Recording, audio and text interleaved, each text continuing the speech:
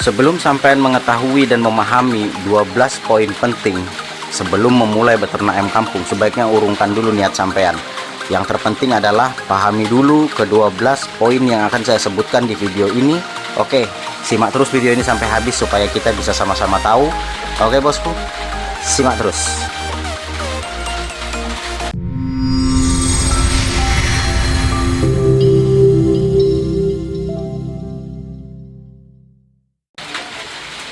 Assalamualaikum warahmatullahi wabarakatuh. Selamat pagi bosku. Salam sejahtera ya bos. Kembali lagi dengan saya di sini, SEO Bakal Peternak, dan di video kali ini saya akan membahas tentang beberapa poin, ya tepatnya 12 poin penting yang perlu sampean pahami ketika sampean mau memulai terjun ternak ayam kampung skala rumahan. Oke, karena ini penting sekali bos, mengingat ini sangat penting, jadi simak terus video ini sampai habis. Dan kebetulan nih di daerah saya masih gelap bos, hujan seharian, kayak malam aja, nggak ada matahari seharian. Tapi seperti biasa kita tetap pengasapan ya, alhamdulillah indukan-indukan juga sehat. Oke, baiklah bos. Tadi saya sudah menyinggung di awal video tentang apa saja aturan. Sebenarnya kalau saya lebih tepatnya saya nyebutnya aturan ya. Aturan apa yang wajib sampean ketahui sebelum sampean benar-benar terjun sebagai peternak ayam kampung. Nggak peduli itu skalanya apa, yang jelas kalau sampean mau memulai ternak ayam kampung terkhusus skala rumahan mandiri, sampean perlu tahu 12 aturan penting ini. Oke, yang pertama adalah kita mau beternak itu tujuannya apa. Ini yang tidak, terkadang kita itu asal ternak aja ya, memang sih benar, tapi kan hobi yang akan menjadi uang toh. Nah makanya karena di sini ada nilai uang, maka pentingnya perencanaan, pentingnya kita mengetahui anggaran ya, kemudian berapa target produksi yang akan kita capai. Itu disesuaikan semua dengan kapasitas dan kemampuan kita bos. Dan yang lebih penting lagi, target pasar. Nah di beberapa daerah itu yang saya pantau di grup-grup bakal peternak ya, di komunitas bakal peternak, di grup-grup WhatsApp dan lain-lain, yang saya pantau itu bos, kalau di beberapa daerah itu ada targetnya itu hanya pedaging. Bahkan telur ayam kampung itu ya payu-payu, laku-laku, cuman kurang gitu ya, kurang. Jadi kalau di sini sampean ternaknya ayam kampung yang orientasinya adalah petelur, maka sampean sudah salah langkah. Ini yang saya maksudkan di situ, segmen pasarnya sampean nggak kena. Jadi apa permintaan pasar, apa kebutuhan pasar, sampean sebagai produsen harus menyiapkan itu. Jadi jangan maunya sampean aja, itu jangan. Kenapa? Karena di sini sampean mau bercerita angka keuntungan, sampean mau bercerita profit. Lagi mana mau profit kalau kebutuhan pasar maunya telur, sampean siapkannya daging. Giliran pasar maunya daging, sampean nyiapinnya telur. Jadi nggak kena. Jadi penting sampean ketahui dulu. Kemudian yang paling penting juga lagi terkait dengan aturan yang pertama ini adalah anggaran. Oh ini, anggaran tuh wajib sampai ketahui bos dalam satu periode. Ini contoh nih ya, bakal peternak nih. Bakal peternak kan baru memulai kurang lebih ya mau 2 bulan nih. Nah saya itu sudah menyiapkan anggaran khusus. Saya sudah persiapkan karena saya mau memulai bos.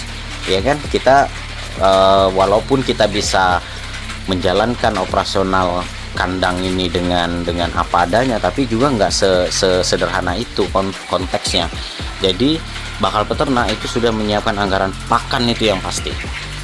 Kemudian ada beberapa renovasi yang tidak bisa kita abaikan. Nah ketika saya mau memulai, saya sudah memeriksa kondisi kandang dulu. Saya periksa, ternyata ada beberapa yang memang perlu direnov. Hasil ya saya harus beli ini ya, kemudian beli peralatan tukang yang hilang kemarin karena nggak keurus ya, itu semua bagian dari ini. Nah terus itu baru dipasang tuh bos tuh. Nah seperti ini baru renov semua nih bos. Sampai kalau lihat video-video 3 tahun lalu, 2 tahun lalu, ini nggak begini modelnya nih. Ini sudah diperbarui semua. Jadi inilah yang paling penting bos ya. Jadi anggaran. Jadi anggaran ini yang akan membuat sampean itu tahu operasional sampean ini ke arah mana, itu sampean sudah tahu. Kenapa? Karena ada anggarannya. Ya, oke bos. Peternak sebenarnya kalau bisa saya analogikan tuh seperti ini. Peternak is businessman. Jadi sampean sedikit suka atau tidak suka, ketika sampean sudah mulai masuk ke dunia peternakan, sedikit banyaknya sampean harus paham dalam dunia bisnis. Itulah singkatnya di aturan pertama ini ya. Oke, kedua, aturan yang kedua adalah kesalahan dalam kandang. Wah, ini dalam pembuatan kandang. Saya pernah seringkali menunjukkan review kandang bakal peternak.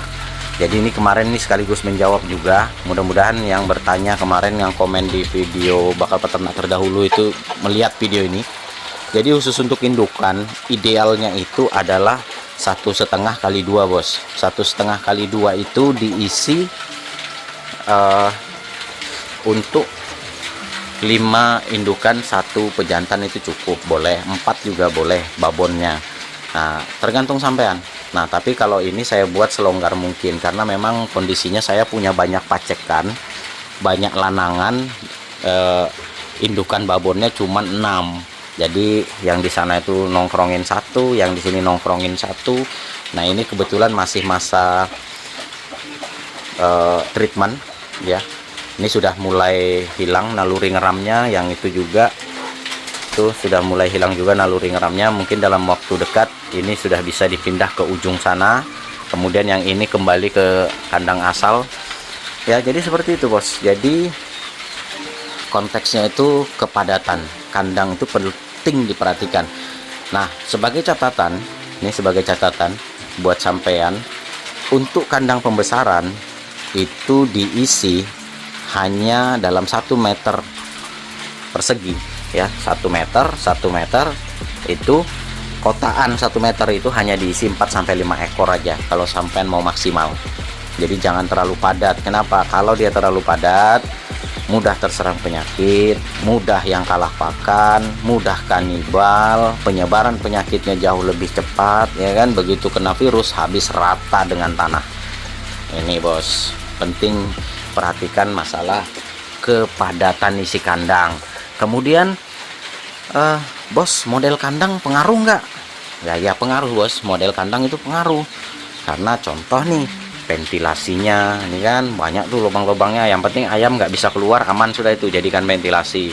Terus depan belakang nih, kandang indukan ini depan belakang itu ventilasi. Ini depannya belakangnya juga pagar tuh ventilasi. Ini tuh ventilasi semua itu bos. Tuh ventilasi, sebelah sininya ventilasi, sana sebelah sana tutup mati. Itu adalah bagian dari manajemen kandang ya. Jadi benar-benar kandang itu diperhatikan soal ventilasinya. Karena apa? Apalagi khusus indukan itu gampang stres bos. Kalau sudah stres itu nggak mau nelor, kalaupun nelor hasilnya kurang bagus. Jadi ini juga ya yang perlu jadi catatan penting. Selain itu juga kandang juga harus bisa melindungi ayam-ayam kita, ternak-ternak kita itu dari predator, kucing ya, ular, tuh penting itu bos, dan tikus. Jadi kandang itu yang penting diperhatikan seperti saya sampaikan tadi, ventilasi dan mampu melindungi dari predator ya, kepadatan. Kemudian ventilasinya selanjutnya mampu melindungi dari predator. Yang ketiga, biosecurity lemah. Kandangnya kotor, berlumpur, bau. Wah itu sudah bos, alamat nggak lama itu. Alamat nggak lama penyakit ayam itu nyerang. Saya nggak doa yang jelek-jelek, tapi kalau sudah seperti itu kandangnya, saya minta maaf, nggak lama itu umur ayam sampean. Kalau sudah seperti itu, kandangnya lembab, basah, berlumpur, bau, wah itu kotor. Nah ini, jadi sebagai peternak itu harus memastikan biosecurity itu terjamin.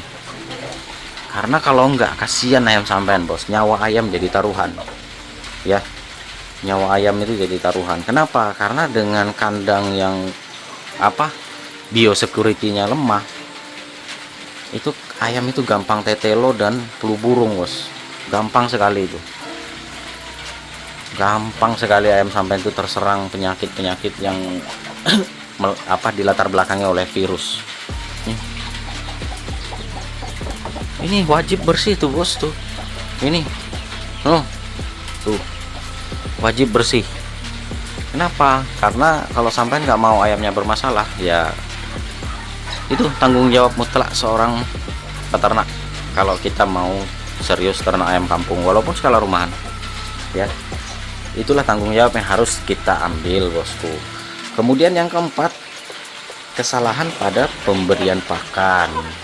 Wah, ini kalau kita mau hasil maksimal, maka kita harus juga memberikan asupan maksimal. Jangan hasil mau gede, ikan mau gede, tapi umpannya kecil, kan nggak masuk akal bos. Kalau mau dapat ikan besar, ya umpannya juga harus besar. Dibenerin, maksud saya itu. Jadi kalau kita, wah saya kan ternak rumahan, belum ada modal, apalagi saya masih pelajar. Nah, gampang solusinya. Ayam ini kan pemakan segala bos, apa aja sebenarnya dimakan. Nah, tinggal sampean menyaring apa yang baik untuk ayam itu diberikan, apa yang dibutuhkan itu yang sampean berikan. Contoh yang masuk kategori layak diberikan ke ayam, pakan alternatif mulai dari sayuran hijau, kemudian ampas tahu, ampas kelapa, kemudian lagi tepung ikan. Nah, itu kan yang semua sumber daya yang bisa didapat di daerah kita, itu proteinnya tuh. Kemudian bisa diberikan jagung giling. Nah, sumber jagung giling, karbohidrat kalaupun susah itu bisa diganti dengan nasi sisa, bisa diganti nasi aking, bisa diganti roti BS. Alternatif, makanya dinamakanlah pakan alternatif pengganti pur. Wah, terjawab kan bos? Tuh, jadi pakannya itu jangan sampai kualitas pakan bermutu rendah. Nah, impossible bos, hasil mau bagus tapi pakannya nggak bagus kan. Jadi kalau hasil mau apik, ya modalnya juga harus apik, pakanannya ya pakannya juga harus apik. Kemudian jadwal pemberian pakan ini penting juga nih. Kadang telat, kadang sekali sehari. Wah, itu nggak benar itu bos, nggak benar. Jadi makannya itu 2 kali 1 hari. Nah, khusus untuk DOC itu mutlak dan wajib umur 1 sampai 30 hari itu pur. Nah, bolehlah di atas 30 hari itu makan masih diberi pur, tapi sudah mulai diajarin pakan alternatif atau pakan pengganti. Itu sudah mulai diajarin bos. Oke, kemudian kita lanjut ke aturan yang kelima, pengelolaan kesehatan yang kurang atau manajemen perawatan. Wah, ini parah ini bos, sudahnya ayamnya nggak divaksin, malas pakai jamu-jamuan. Wah, ya lengkap sudah, kalau boleh dikata itu lengkap penderitaan ayam sampean. Kenapa? Ya itu tadi, karena sudahnya sampean nggak divaksin, tidak ada backup jamu-jamuan, ada sudah bos. Jadi penting, makanya saya katakan sampean boleh vaksin. Saya tidak mengatakan bahwa vaksin itu tidak bagus, vaksin itu jelek, tidak. Tapi saya mau menunjukkan bahwa tidak semua peternak itu mampu atau masih mau melaksanakan metode vaksinasi. Tidak semua bos, bahkan boleh dikata persentasenya itu kecil, apalagi kalau hanya skala rumahan. Maka saya tunjukkanlah contoh nih, kalau non vaksin itu seperti ini caranya, menggunakan jamuan herbal. Oke. Kemudian pemilihan bibit dan genetik. Bibitnya ya kita bolehlah milih ayam kampung asli, tapi jangan juga asal pilihlah yang sudah teruji. Pilihlah memang dari sumber indukan yang jelas, latar belakang histori keturunannya jelas, tahan penyakit, masa produksinya lagi bagus ya. Kemudian perkawinan sedarah ini juga yang perlu dihindari ya.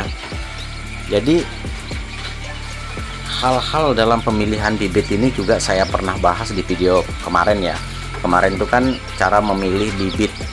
Nah, bibit itu cara memilihnya ada dua, boleh beli yang kotakan ya, beli di agen-agen itu, atau boleh memilih metode kedua yaitu dengan indukan. Nah, tentunya indukan yang dipilih juga sebagai cikal bakal bibit ini juga ya harus bagus, bos.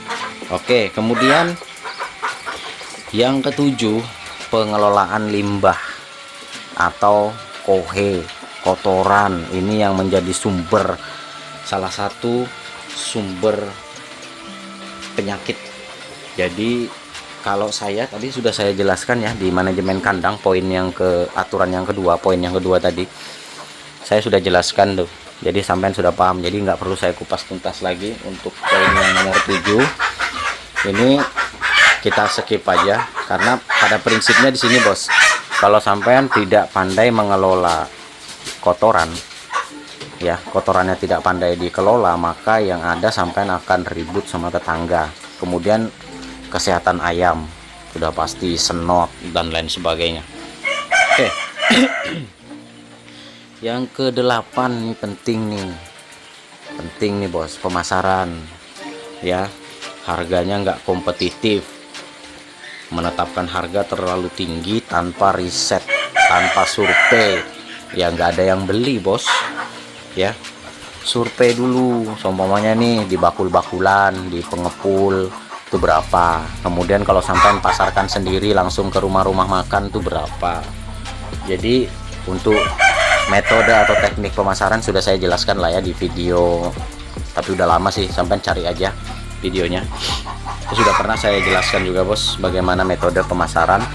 Jadi survei dulu, bos, baru menetapkan harga. Jangan mentang-mentang ayam saya kan gemuk-gemuk, berat-berat, total beratnya paling kecil 1,8 sampai 2,5 kilo, masa dihargai segini? Wah, itu jangan.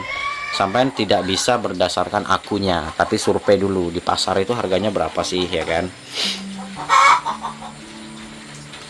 Aturan yang ke-9, pengetahuan teknis. Kurangnya pengetahuan teknis ya, cuman mengandalkan cara tradisional. Atau kemarin sempat ada yang komen di grup, ternak ayam mau ratusan itu gampang, ayamnya cuman diumbar bebas. Ya semua juga bisa, bos, semua juga bisa. Bahkan ada juga di kampung-kampung itu yang ayamnya cuman dilepas bebas, kawin sembarangan, bisa nelor ya kan. Tapi angka resiko dan perkembangannya jauh lebih lambat ketimbang kalau itu benar-benar kita atur, benar-benar kita manajemeni. Itu beda, percepatannya itu beda. Saya berani taruhan lah, beda itu, bos. Jadi jangan disamakan, yang asal sama yang usul itu beda. Selanjutnya lagi, aturan yang ke-10 adalah model dan jenis peternakan. Nah, seperti saya sampaikan di awal tadi, ketika sampean sudah mau masuk ke pasar, sebelum sampean terjun memulai, itu kan sampean harus survei. Nah, setelah survei, oh kebutuhan pasar maunya ini, maunya ini, maunya ini. Nah, itu sampean harus menentukan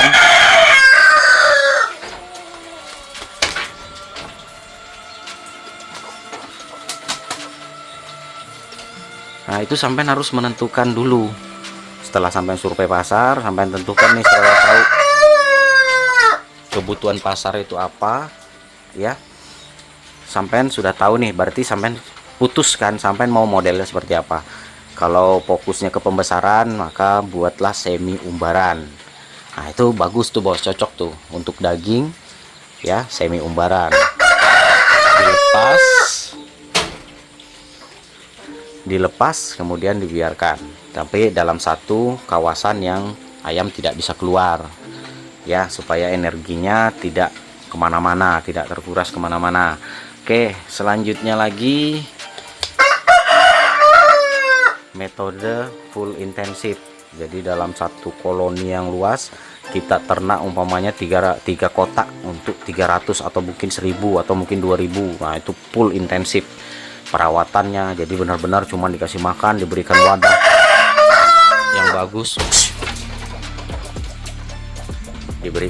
yang bagus, ya. Nah, ini juga yang patut kita tentukan di awal sebelum kita benar-benar terjun ternak ayam kampung. Oke, aturan yang ke-11, ekspansinya terlalu cepat ya. Di video saya yang kemarin alhamdulillah banyak yang nyimak, dalam waktu singkat ayam bisa ratusan. Nah itu jangan ditelan mentah-mentah dulu bos. Jadi contoh nih, di lingkungan bakal peternak itu kan cuman ini nih bos, yang ini, kemudian ini nih. Nah waduh, sudah kirot bos, mau maghrib. Nah ini kapasitasnya cuman 45 sampai 50 nih, ada saya catat nih. Nah 45 sampai 50 kalau dipaksakan ini kan nggak bisa nih bos. Berarti di kandang bakal peternak ini maksimal itu terbanyak cuman bisa menampung populasi 200. Lah itu jangan dipaksakan. Artinya saya ketika sudah mencapai limit 200 ya harus menjual 100, dijual ya kan, untuk menambah biaya operasional. Untuk menambah biaya operasional. Nah setelah biaya operasional bertambah kan saya juga agak ringan. Tapi yang penting diperhatikan ekspansi kita. Sampai jangan terlalu wah enak ya ayam ratusan, tapi lingkungan sampean, lahan atau kandang sampean itu tidak bisa mengcover yang ratusan tadi. Ya percuma bos, percuma. Jadi ya ini penting. Jadi jangan terlalu sampai memasang memasang target terlalu tinggi populasinya ketika lingkungan atau kawasan kandang sampean itu tidak memadai. Jadi tidak mengcover ya. Ini penting bos. Kemudian konsekuensi yang kadang ditimbulkan adalah kekurangan lahan, kekurangan pakan dan biaya operasional. Ngayomi ayam ratusan itu tidak mudah bos, walaupun semua orang pasti bisa ya, apalagi kalau sampean itu yang kurang channel, kurang link untuk mendapatkan pakan pengganti, pakan alternatif. Wah itu berat itu bos. Ngayomi ngasih makan ratusan ayam itu dalam satu hari itu berat gitu. Yang ujung-ujungnya lari ke pur. Kalau lari ke pur modalnya nambah lagi ya kan. Nah ini yang penting sampean perhatikan benar-benar aturan yang ke-11 ini. Kemudian yang terakhirnya yang juga nggak bisa kita abaikan begitu saja, dampak lingkungan dan sosial di sekeliling kita, dari baunya dan kebisingan. Saya kemarin kurang lebih 2-3 tahun yang lalu bos, ada salah satu pengusaha lokal di sini yang mau merambah, alhamdulillahnya setelah lihat video bakal peternak akhirnya terinspirasi, alhamdulillah nih. Tapi kesalahannya dia membuat kandang yang dalam jumlah besar itu di tengah pemukiman. Baru separuh jalan itu didemo sama warga setempat. Didemo, akhirnya saya dengar terakhir-terakhir itu udah tutup bos. Sudah tutup. Salah siapa di sini? Ya salah peternaknya bos. Salah peternaknya. Kurang memahami.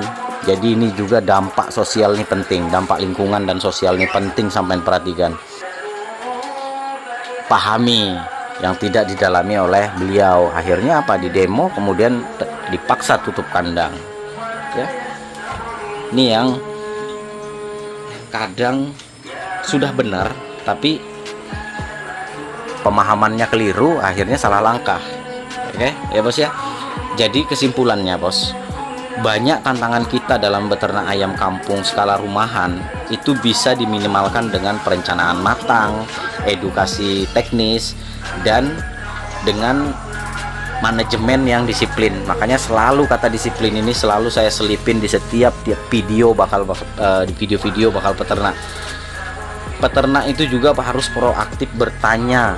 Kemana bertanya? Ke komunitas, kemudian belajar dari pengalaman. Pengalaman didapat acuannya, rule-nya dapat dari mana? Salah satunya sampai bisa ngambil rule-nya di channel bakal peternak, salah satu channel terbaik peternakan khusus ayam kampung di Indonesia bos ya. Kemudian bergabung dengan komunitas, dan kebetulan di bakal peternak ini kita ada komunitas peternak seluruh Indonesia dari ujung Aceh sampai Papua itu ada tergabung di sana, peternak ayam kampung skala rumahan. Jadi kita bisa memanfaatkan itu bos, dengan kita masuk di komunitas-komunitas itu, kemudian memanfaatkan sumber daya lokal yang ada untuk menghemat operasional. Jadi penting, makanya selalu ketika saya bahas pakan, saya selalu katakan survei dulu bahan pakan yang bisa sampean jadikan pakan pengganti, supaya tidak bergantung pada pakan pabrikan, supaya operasional kandang sampean bisa sedikit berkurang. Jadi karena ini sudah mau maghrib, nggak terasa ya bos ya, jadi saya sudahi aja video bakal peternak kali ini. Semoga buat sampean yang baru mau memulai itu sudah paham aturan 12 aturan penting yang wajib dipahami dan wajib diperhatikan sebelum sampean benar-benar terjun menjadi peternak ayam kampung. Sukses selalu buat sampean dan jangan pernah patah semangat. Ingat, masalah itu pasti ada, tapi solusi selalu mengiringi di belakangnya. Jadi jangan usah khawatir dan jangan langsung panik. Banyak tempat untuk kita bisa bertanya dan kita masih bisa mencarikan solusi dan jalan keluar yang terbaik. Semoga video-video bakal peternak bisa terus memberikan motivasi dan inspirasi untuk sampean terus beternak skala rumahan mandiri ya, nggak peduli berapa jumlah populasi ayamnya. Sekian dari bakal peternak kali ini, sampai jumpa di video-video kita berikutnya. Kurang lebihnya mohon maaf. Assalamualaikum warahmatullahi wabarakatuh. Salam sukses dari bakal peternak. Ini kadang gepuk tadi nih, giliran orang bikin video malah ribut lagi. Sama aja ini sama yang sana.